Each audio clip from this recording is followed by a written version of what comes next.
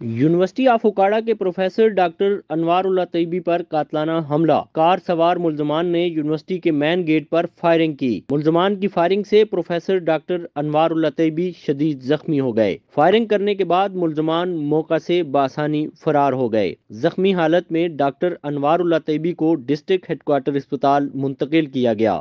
ملزمان کے خلاف تھانہ سٹی رینالہ خورد میں مقدمہ درج کر لیا گیا۔ مقدمہ میں سابق صوبائی وزیر سمسام بخاری، ان کا بیٹا، ان کا بھتیجا، اس کے علاوہ 11 نامزد ملزمان سمیت 10 نامعلوم ملزمان کو شامل کیا گیا ہے۔ مقدمہ زخمی پروفیسر کی اہلیہ کی مدعیت میں درج کیا گیا۔ یونیورسٹی انتظامیہ کی جانب سے واقعہ کے خلاف احتجاجاً 2 روز کے لیے امتحانات ملتوی کر دیے گئے۔ 13 اور 14 فروری کو ہونے والے امتحانات نہیں ہوں گے۔ اوکاڑا یونیورسٹی انتظامیہ کی جانب سے احتجاج کی کال بھی دے دی گئی۔ اوکاڑا واقعے میں ملوث تمام ملزمان کو فوری گرفتار کرنے کا مطالبہ بھی کیا جا رہا ہے۔ پولیس نے 2 ملزمان انعام اللہ اور حماد سمیت 3 افراد کو حراست میں لے لیا۔ ڈاکٹر انوار اللہ طیبی اسلامیات ڈپارٹمنٹ میں پروفیسر ہیں۔